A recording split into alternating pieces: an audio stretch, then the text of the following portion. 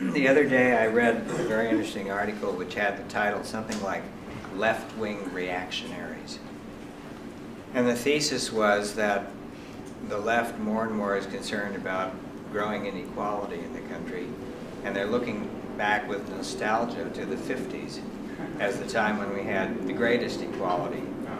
The trouble is the left hates the culture of the 50s.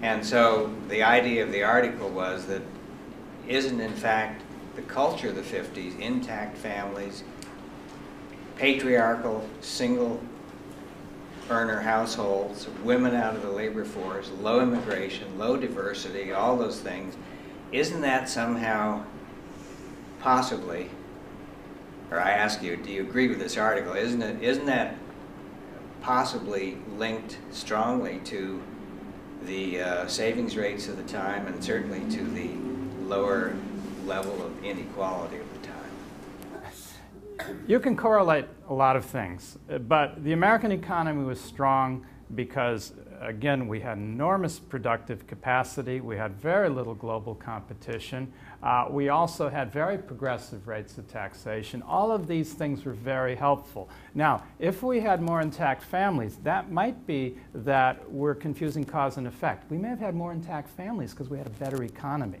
It seems to me a lot of the data now on why people aren't married in this country and who isn't married suggests that economic disadvantage and economic instability is one of the chief sources of people not being married in this country today. So that would be my response. And also the marriage thing is interesting because rates of marriage aren't so high in a lot of the great saving countries of Europe.